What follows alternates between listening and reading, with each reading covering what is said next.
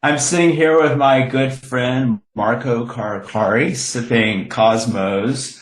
I imagine, Marco, you might be sipping a Cosmo.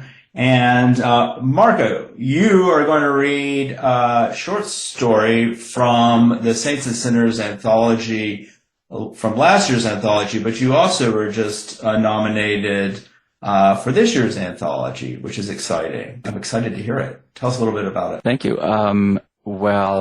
Yeah, this year, that's a fun little story that I got to write that's taking place in Palm Springs. I'm very happy that they included it as one of the finalists. Last year's was sort of my first attempt at noir. I've always loved noir movies and books, and did not write noir when I did my debut novel, Blackout. But this story had kind of been bouncing around in my head for years, and so I was happy to finally get it written a few years back, and then for Saints and Sinners to think it was good enough last year to include in the anthology. It's a darker tale, definitely more fitting maybe for noir at the bar than Blackout was. Before it. Whenever I think of the day the police found my friend Grace Peterson, I smell tuna casserole. I was carrying the glass dish out to the Petersons' farm shortly before 5. Its flavorful scent in my nose, the tinfoil's metallic flutter in my ears. It's been 30 years since that October afternoon in '88, my sophomore year of high school, and I hadn't touched one since. Grace had gone missing 2 days earlier, after leaving school around 3 and never returning home. Sheriff Bowman, his 2 deputies, and a group of volunteers had combed our little town in search of her, without luck.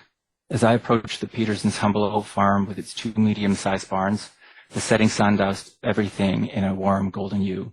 My mother made me wear a nice white shirt and beige dress pants, and the muggy air turned my skin damp.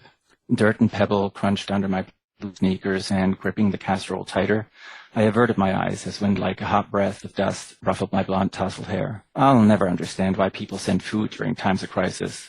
Whoever praised pot roast for saving the day after losing their wife to a long battle with cancer, or mac and cheese after their husband wrapped his car around a tree at 60 miles an hour. I had no spit to wet my lips, and with every step the pressure in my chest increased, tightening my sense of foreboding. "I'm sorry, Kenny, this must be very hard for you. I know you two are close," Sheriff Bone had said to me in the principal's office the day before, when he questioned several of us at school. Built like a linebacker who overindulged in beer and junk food for years, he'd outgrown his uniform, punishing its fabric something fierce in all the kinds of places. Despite his stature, bald head, mustache, and intimidating gun, the bags under his eyes always reminded me of Droopy from the Tex Avery cartoons. Best friends since kindergarten, right? He tried for a friendly smile, maybe to put me at ease, but his eyes showed pity. "Yes," I said, sitting on a chair, my legs pressing hard against its metal legs. He scribbled on a notepad, "You and Ryan Hollister." I nodded once and pushed my glasses up the bridge of my nose. But Ryan's family didn't move here until 2nd grade. Ryan was a good-looking kid, but, like me, somewhat introverted, and many classmates had treated him like an outsider. Not Grace. On the 2nd day, she dragged me over to the newcomer during recess, and the 3 of us formed a lasting friendship over apples and pears she brought from the farm. "You guys spend a lot of time together?" I picked up my beans. "Yeah, well, used to." "What changed?" My grades," I said, not meeting his eyes. My parents hired a private tutor twice a week to make me get back on track."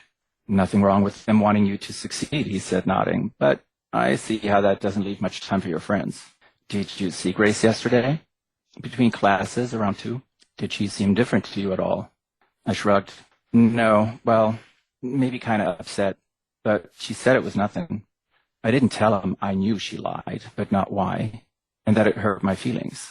He wanted to know if Grace had trouble with classmates or teachers, but she got along with everyone, and I told him as much. "What about her brother?" he said in a level tone, but the twitch in his left eye didn't escape me. "Bruce Jr., who'd returned that June after 6 years at the juvenile detention center out east. He and Grace were thick as thieves despite their 5-year difference, but he never had any use for Ryan and me." "They got along fine," I said. I was the one scared of him. "Did she tell you about their fight?" I shook my head no, but I'd heard the rumor. There was a time I'd have been the first to know. "Did you see Ryan yesterday?" Yeah, we have class together, and I stopped by his house to borrow his notes for homework, but he wasn't there." "You didn't leave together?" "No, he didn't feel well, and Mrs. Brennan excused him early." Is that why he didn't show up for class today? He said, watching me closely. I shrugged again, wondering about that myself. What time did you go to his home? After class, around 4:30. Any idea where he was? No, I said, but I have my suspicions. Sheriff Bowman sighed. Grace would tell you if she was in trouble, if anyone was bothering her. Yes, I said, still wanting to believe that, even though I knew it was no longer true. And you're sure you don't know what upset her? No. The lie came so calmly, so smoothly. It surprised me. I hadn't known what bothered Grace when I ran into her, but did by the time Bowman asked me. Sorry, Kenny, this must be hard for you. I lowered my head, eyes welling up. I promise we're doing everything to bring Grace home safe. But his words didn't make me feel any better or alleviate my fears. And I couldn't get out of there fast enough. Truth was, Grace, Ryan, and I, we all had secrets that summer. Most we shared, but some we kept even from each other. And one by one, all began to unravel.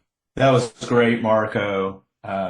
Really powerful stuff. Thank you. So what drew you to noir? Like, why did you make the shift to writing noir? I know you've continued to as well. Yeah, I have these two sides to me, I guess, where I see humor in almost everything. It doesn't matter how dark it gets. I can always find like a little bit of a light or a little bit of a humorous situation. And I love to laugh, and I definitely wanted to put some of that into the debut novel, Blackout. So that was more of a mystery thrillers, with light banter, but then also some serious issues.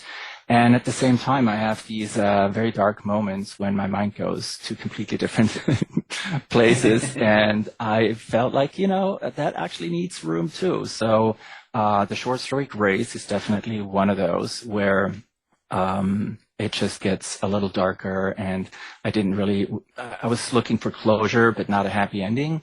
And I just finished a manuscript that's hopefully becoming a series. And that is also kind of dark. It's set here in Palm Springs, and I'm very excited about it. Hopefully it'll go somewhere.